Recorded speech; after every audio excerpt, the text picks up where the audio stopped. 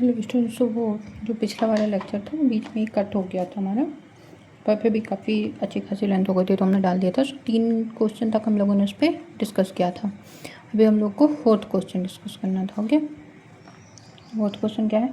नेपे each thrust fault, reverse fault, gravity fault, recumbent fault.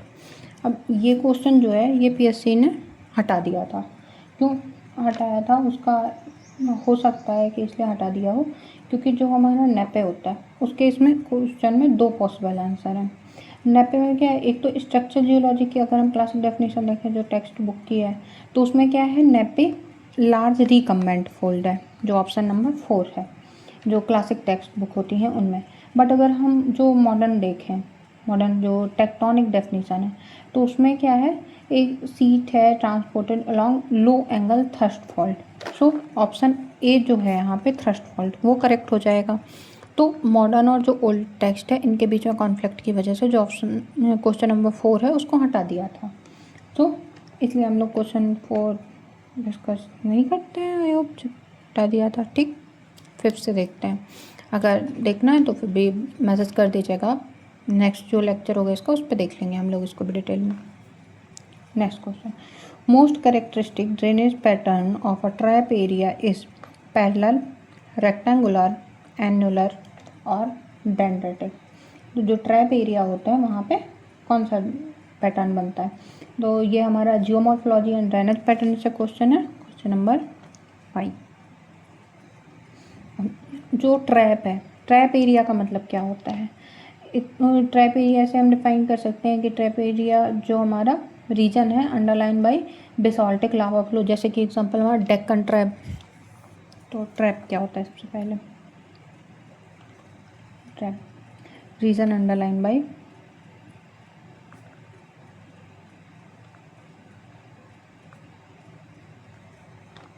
Basaltic lava flow.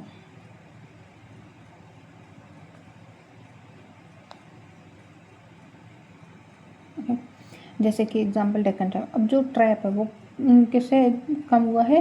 Word ट्रैपा। ये कौन सा word है? Swedish word है। इसका मीनिंग क्या होता है? स्टेयर्स। तो ये ट्रैप वर्ड जो स्टेयर्स वर्ड के उससे बना है, ट्रैपा से मिलकर बना है, जिसका मीनिंग स्टेयर्स होता है। और ये क्यों दिया गया है? Due two successive lava flow. जब सक्सेसिव लावा फ्लो होता है तो वो स्टेप लाइक टोपोग्राफी को जनरेट करता है। अब जो ड्रेनेज पैटर्न है, ड्रेनेज पैटर्न किस किस चीज़ पे डिपेंड करता है?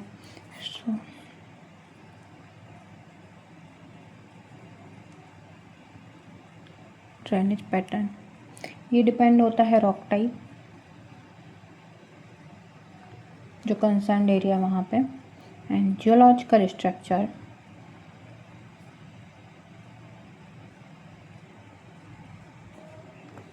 Slope, joints and faults structure. Joints and faults भी जियोलॉजिकल स्ट्रक्चर में ही आ जाएंगे, बट वो एक कैरेक्टरिस्टिक बनाते हैं पैटर्न, इसलिए उसका नाम लिखा हमने। सो जो बेसिन है उस पर क्या होता है, हमें अलग अलग तरीके के, जैसे मैसिव रॉक हो सकती है। अब हमारा जो, चलो बाकी को छोड़ते हैं, इसी पे स्टिक रहते हैं हम लोग। जो ट्रैप एरिया, ट्रैप रीजन में क्या होगा? जनरली बेसाल्टिक है तो हमें मैसिव रॉक टाइप मिल रहा है। और जो लिथोलॉजी वो कैसी होमोजेनस मिलेगी, क्योंकि सेमी टाइप के अप्रॉक्स रॉक्स मिल रही हैं। सो मैसिव है एंड होमोजेनस है।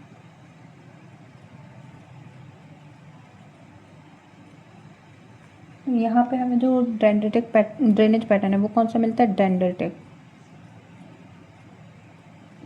डेंड्रेटिक ड्रेनेज पैटर्न कौन सा होता है? जो ट्री लाइक ड्रेनेज पैटर्न होता है उसको हम डेंड्रेटिक बोलते हैं। हम अगर अदर ऑप्शन देखते हैं तो अदर में क्या दिया हुआ है? इस पर फर्स्ट दिया है पैरेलल ड्रेनेज पैटर्न। पैरेलल कहाँ पे डेवलप होता है?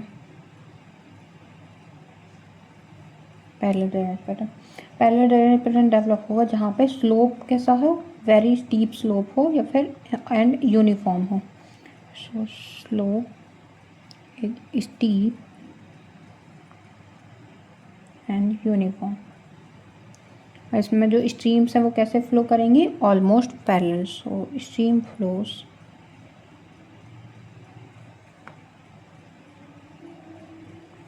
ऑलमोस्ट पैरेलल, स्कार्पमेंट वगैरह हैं या कोई स्ट्रांगली इंक्लाइंड सरफेस है ऐसे एरियाज पे। ऑप्शन 2 क्या है, रेक्टेंगुलर। सो रेक्टेंगुलर में कैसा फॉर्म होता है हमारा, रेक्टेंगुलर ड्रेनेज पैटर्न में होता है जहाँ पे वेल जॉइंटेड रॉक हो।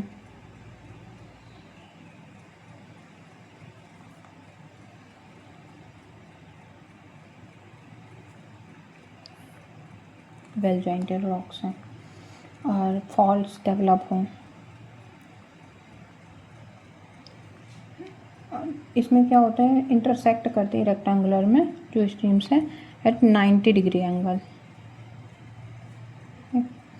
सो अब जैसे हमारा जो इसका है बेसाल्टिक फ्लो का है, इसमें एक कन्फ्यूजन हो सकता है कि जो बेसाल्ट हैं वो कंटेन करते हैं कॉलमनर जॉइंट को। तो हम ये सोच सकते हैं कि जो रीजनल ड्रेनेज पैटर्न है वो कॉलमनर जॉइंट है तो रेक्टेंगुलर है, तो इतना लंबा नहीं सोचना है। वहाँ पे लिथोलॉजी होमोजीनस है इसलिए डेंड्रिटिक हो रहा है, बट अगर डायरेक्टली जॉइंट्स दिया हुआ है तब रेक्टेंगुलर हो रहा है। तो कभी भी ये नहीं सोचना कि स्टेप लाइक है या फिर कॉलमनर जॉइंट्स हैं तो वहाँ पे जो ट्रैप की टेरेन है वहाँ पे रेक्टेंगुलर होगा, ऐसा नहीं होता है। तो ये सिर्फ नॉर्मल केस में हो रहा है जो हमारा बहुत ज़्यादा जॉइंटेड रॉक्स है और जो रिवर है वो 90 डिग्री पे मेट कर रही है। नेक्स्ट दिया हुआ है इस पे हमारा एन्युलर पैटर्न।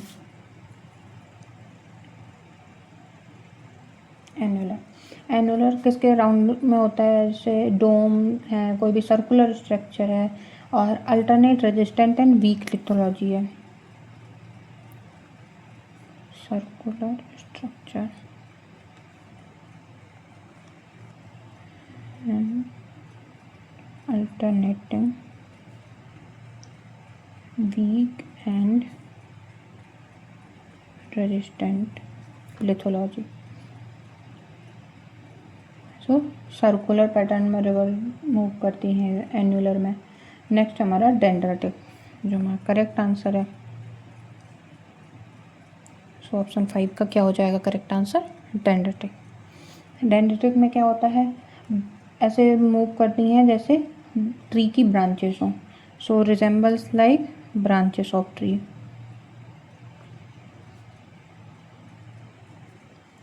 ये डेवलप कहाँ होंगी, जहाँ पे रॉक्स हमारी होमोजीनस है।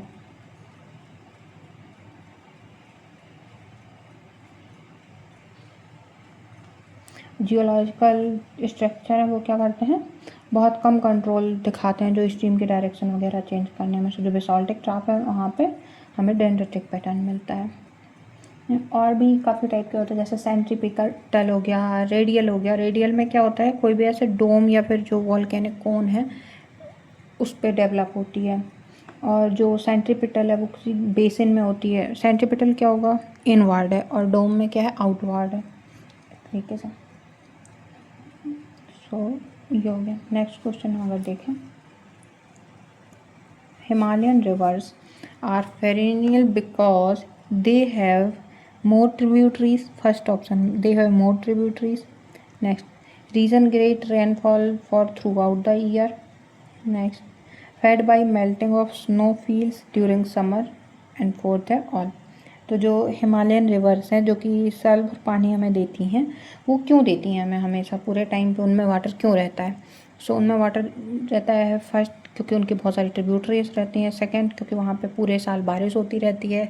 नेक्स्ट ऑप्शन है क्योंकि वो स्नो की मेल्टिंग से जनरेट हो रही हैं, उनकी वजह से उनमें समर में वाटर रह रहा है, या फिर सारे ही ऑप्शन करेक्ट हैं। सो इसको हम लोग देखते हैं।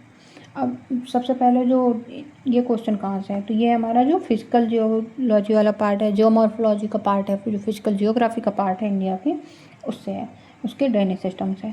अब पेरेनियल रिवर क्या मतलब क्या होता है, इसका मतलब होता है ऐसी रिवर जो कि फ्लो करती है थ्रू आउट द ईयर। और ये हमारा कौन सा है, 6th क्वेश्चन है, हम लोग डिस्कस करते हैं। PDF आप लोगों के पास ऑलरेडी है तो अब आप लोग उसे तो देख ही लगे, एक बार सॉल्व भी कर लिया होगा, बाकी भी यहाँ पे दिख रहा है तो ज़्यादा कोई प्रॉब्लम होगी नहीं। थोड़ा समझ रहे मिक्स मैच हो रहा होगा, पर देखो हम भी कुछ कर नहीं सकते हैं इससे ज़्यादा, सॉरी इसके लिए। चलो, तो पेरेनियल रिवर क्या होती है,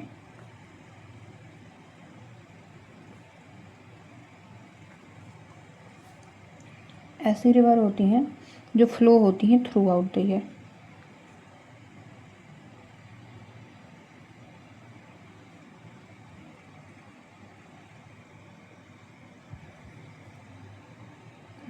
जैसे हिमालयन रिवर में गंगा हो गई, यमुना, ब्रह्मपुत्र, इंडस रिवर, ये सारी पेरिनियल रिवर हैं।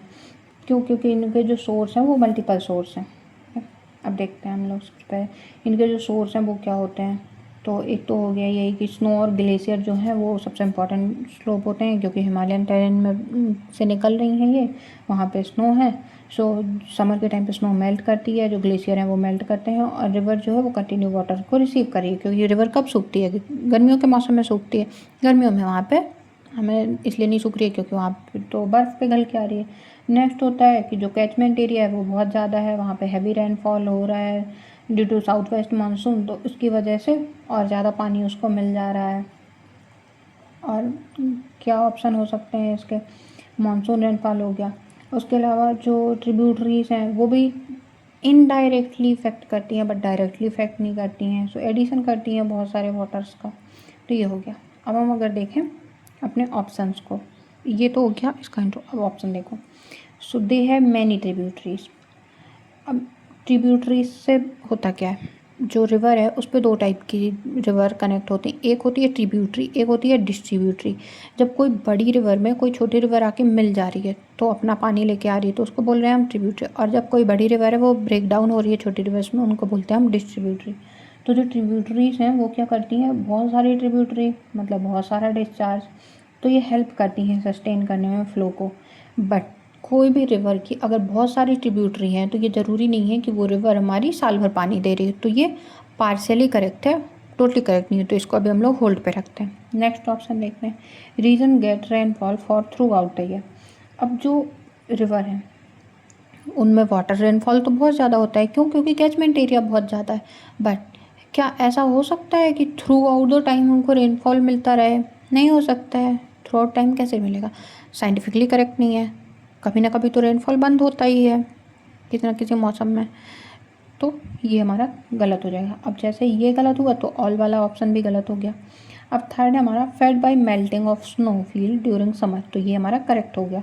सो वन भी हमारा करेक्ट नहीं है फिर, तो थर्ड ऑप्शन हमारा 6 का करेक्ट हो गया। अब जो रीज़न है वो किसकी वजह से फेड होता है, मोस्ट इम्पॉर्टेंट और साइंटिफिक रीज़न होता है हिमालयन रीजन का यही। ओके, सो जो पेरिनियल रिवर है वो पूरी हिमालयन रिवर मोस्टली पेरिनियल होती हैं। जो पेनिनसुलर रिवर है वो मोस्टली सीजनल होती हैं। जो हिमालयन रिवर है वो स्नो और ग्लेशियर मेल्ट की वजह से फेड होती हैं, और जो पेनिनसुलर है वहाँ पे तो कोई ग्लेशियर है नहीं तो वो रेनफॉल से फेड होती हैं। हिमालयन रिवर का जो ड्रेनेज बेसन है वो लार्ज होता है, और जो पेनिनसुलर रिवर है उनका ड्रेनेज बेसन स्मॉल होता है। डीप गॉर्ज डेवलप करती हैं अपर कोस्ट में, और ये ब्रॉड वैली करती हैं। तो चाहते हैं तो लिख सकते हैं हम लोग इसके बारे में, तो लिख ही लेते हैं, है ना। छोटा सा क्लासिफिकेशन भी रिवाइज हो जाएगा हमारा। एक तो हिमालयन एंड दूसरी हो जाएंगी पेनिनसुलर, सॉरी पेनिनसुलर आ रहे हैं यहाँ पे, हो जाता है कभी कभी, कोई बात नहीं।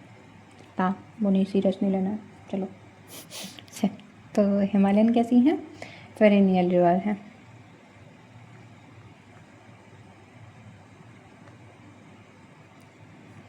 और ये कैसी हैं? मोस्टली जो हैं, ऐसा नहीं कि सारी ही, बट मोस्टली सीजनल होते हैं। इनमें किसकी वजह से वाटर आ रहा है? तो स्नो प्लस ग्लेशियर मेल्ट यहाँ पे आ रहा है ड्यू टू रेनफॉल।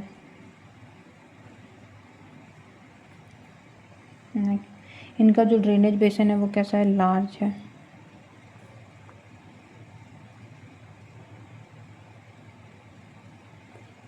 इनका जो ड्रेनेज बेसिन एरिया है वो स्मॉलर बेसिन है।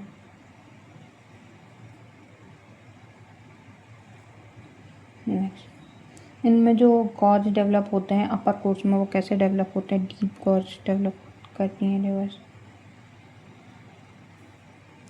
और ये क्या करती है? ब्रॉड वैली को डेवलप करती हैं। अब डीप गॉर्ज क्यों डेवलप करती हैं? क्योंकि यहाँ पे जो रिवर हैं वो यंग स्टेज में रहती हैं, और जो ये रिवर है ये किस स्टेज में है, ये मैच्योर स्टेज में रहती हैं। ठीक है, हो गया हमारा कंपैरिजन। और जो पेरेनियल रिवर है उनको हमने देख लिया। सीजनल रिवर क्या होती हैं, ऐसी रिवर जो कि ड्यूरिंग रेनी सीजन या फिर उसके आसपास ही हमारी फ्लो करती हैं, है ना। अलग अलग रिवर है, जैसे हमारी गंगा है वो गंगोत्री से निकल रही है, यमुना यमुनोत्री से निकल रही है। तो ये हो गया।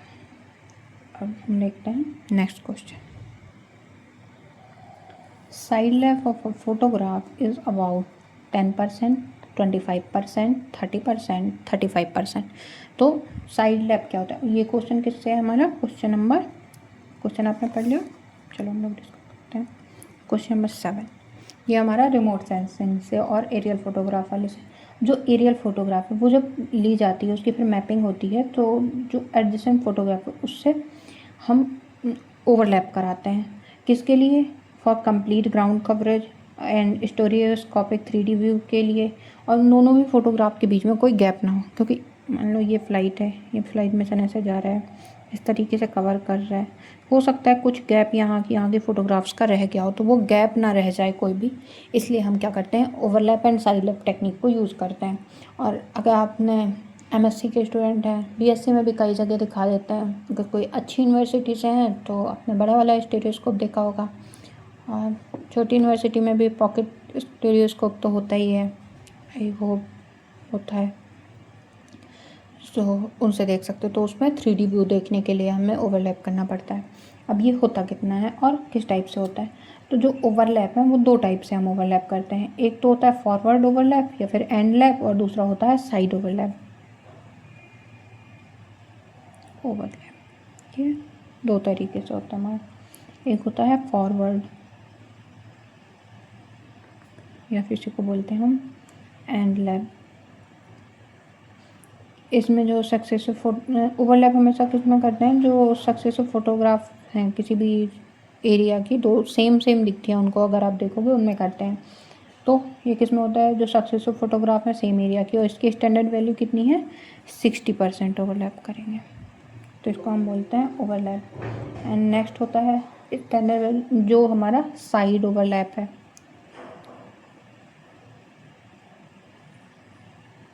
या फिर इसको हम बोलते हैं साइड लैप।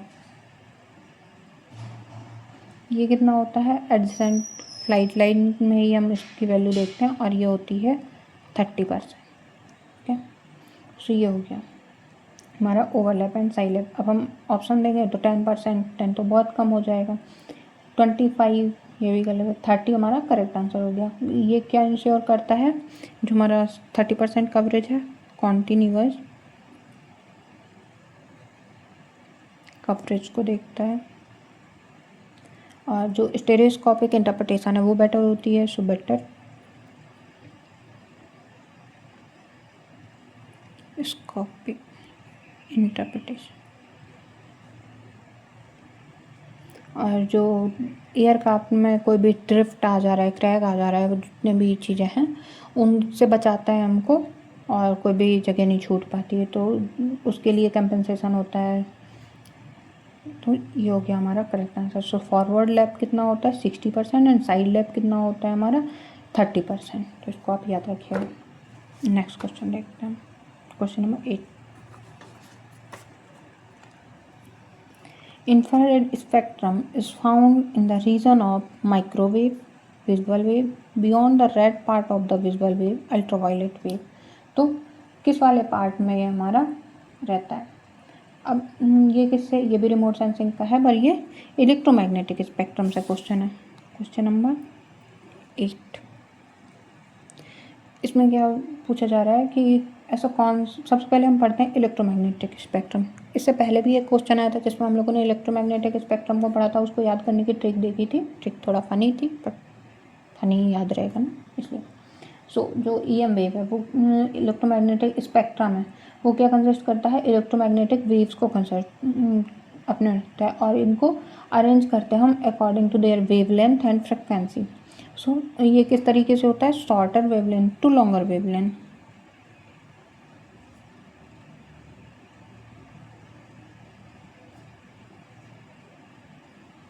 इस तरीके से हम रखते हैं। बट ऐसा मैट्रिक नहीं बन रही थी, तो हमने क्या किया, इनको लॉन्गर शॉर्टर में कर लिया। अब किस तरीके से याद किया था हम लोगों ने, rude monkey in village use X-ray glasses, इस तरीके से यूज़ किया था। तो rude monkey in village use X-ray glasses, इसको हमने जो शॉर्टर वेवलेंथ है इसको अपोजिट कर दिया है। तो radio wave, microwave, infrared, visual, ultraviolet rays, X ray, gamma ray. ठीक है, अब इसमें पूछ किसके लिए रहा है, इंफ्रारेड स्पेक्ट्रम के लिए। तो हमारा इंफ्रारेड किसके बाद आ रहा है, ये रियल में कैसा होता है, ये आपकी ट्रिक है, बट जब आप इसको लिखोगे तो कैसे लिखोगे, gamma, gamma, X ray, ultraviolet रे, विजुअल रे, इंफ्रारेड, माइक्रोवेव, रेडियो, इस तरीके से लिखना है। तो ये जो इंफ्रारेड है ये कहाँ आ रही है, विजुअल के बाद आ रही है। अब विजुअल में किसके बाद आ रही है, तो विजुअल कैसा होता है, जो बिग व्योर वाला होता है उस तरीके से चलती है। तो वो कैसे होगा, violet, blue, green, yellow, orange, red. तो जो विजुअल का रेड है उसके बाद में हमारी इंफ्रारेड कंटिन्यू हो रही है। तो इसमें क्या बोल रहा है, beyond the red part of the visual wave, है ना। माइक्रोवेव, माइक्रोवेव तो कहाँ पे है, बहुत आगे है माइक्रोवेव, इस पे देखते हैं। माइक्रोवेव इंफ्रारेड के भी बाद आ रही है। और दूसरे में क्या पूछा है, विजुअल वेव, विजुअल के बाद में तो है, बट पूरा हमारा इसमें करेक्ट नहीं हो रहा है, और ये पूरा करेक्ट है। थर्ड लास्ट में इसने पूछा है अल्ट्रावायलेट, अल्ट्रावायलेट कहाँ पे आ रही है हमारी, विजुअल के पहले आ रही है अल्ट्रावायलेट, ये देखिए यहाँ पे। तो हमारा करेक्ट आंसर क्या हो जाएगा इसमें से, जो ऑप्शन नंबर 3 है, beyond the red part of the visual wave. I hope correct होगा आपको।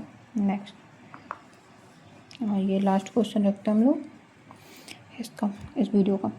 So the 230 types of structures can be grouped under how many classes of symmetry of the crystal, 14, 7, 30, 32। तो कितने के बीच में हम इनको रखते हैं, इसमें हमसे ये पूछा गया है। तो ये कहाँ से, ये हमारा क्रिस्टलोग्राफी से। अब क्रिस्टलोग्राफी में हमें क्या याद रखना होता है कि क्रिस्टल सिस्टम कितने हैं, नहीं,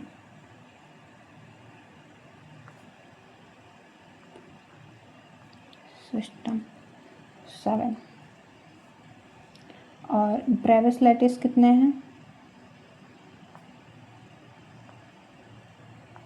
14। एंड क्रिस्टल क्लास कितनी होती है,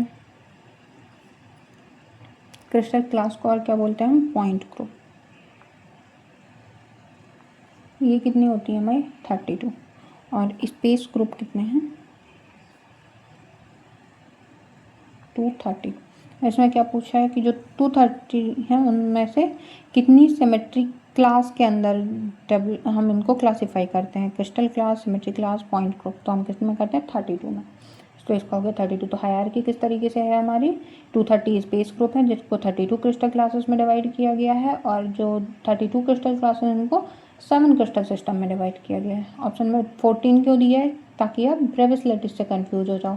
तो 14 किसको रिप्रेजेंट करता है, ब्रेविस लैटिस को, और ये क्या है, पॉसिबल लैटिस टाइप है जो कि हमें 3 डायमेंशनल में मिलते हैं, 3 डायमेंशनल स्पेस में मिल रहे हैं। 7 ऑप्शन क्यों है, ताकि आप क्रिस्टल सिस्टम से कंफ्यूज हो जाओ, जो हमारे 7 क्रिस्टल सिस्टम डेवलप होते हैं, क्यूबिक, टेट्रागोनल, ऑर्थोरोम्बिक, मोनोक्लिनिक, ये सारे कुछ। ऑप्शन सी 30, ये नियरेस्ट वैल्यू दी हुई है। फिर क्या है, 32 हमारा सही आंसर है, क्योंकि 32 क्रिस्टल क्लासेस या फिर पॉइंट ग्रुप में हम इनको क्लासीफाई करते हैं।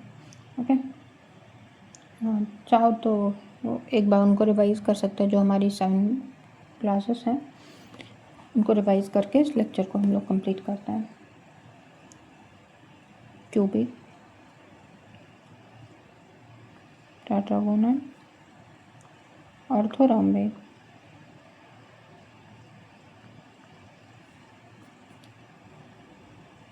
मोनोक्लिनिक, ट्राइक्लिनिक,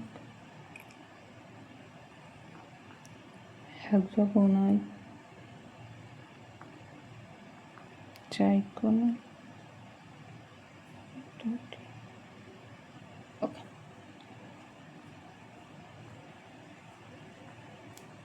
अब इनमें क्या करते हैं, हम एक्सेल रिलेशंस को देखते हैं।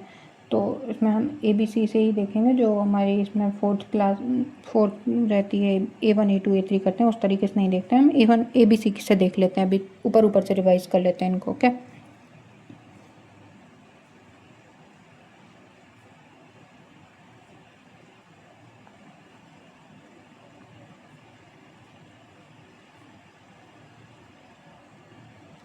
सो क्यूबिक में क्या होती हैं, ये तीनों आपस में बराबर होती हैं। टेट्रागोनल में क्या होगा, एक जो C है बराबर नहीं है। ऑर्थोरोम्बिक में क्या होगा, दोनों ही बराबर नहीं है। मोनोक्लिनिक में क्या होगा, मोनोक्लिनिक में भी बराबर नहीं है। ट्राइक्लिनिक में क्या होता है, ट्राइक्लिनिक में भी ये बराबर नहीं होती हैं। और जो हेक्सागोनल है, हेक्सागोनल में भी ये A भी बराबर होती है, C बराबर नहीं होती, क्योंकि ये A1 A2 वाली रहती है। और जो ट्राइगोनल है, ट्राइगोनल को यूज ही नहीं करते हैं मोस्टली, तो हम हटा ही देते हैं ट्राइगोनल को, क्योंकि ये रोम्बोइडल सिमेट्री को शो करता है। ट्राइगोनल कितना कुछ पता है। सो ये हो गई इनकी जो क्रिस्टल में एक्सेस हैं, क्रिस्टलोग्राफिक एक्सेस हैं ABC, उनके बीच का रिलेशनशिप। अब जो इनके एंगल है, एंगल क्या होते हैं, अल्फा बीटा गामा, इनको देखें अगर हम, तो क्यूबिक में क्या होता है, alpha equal to beta equal to gamma equal to 90 degree.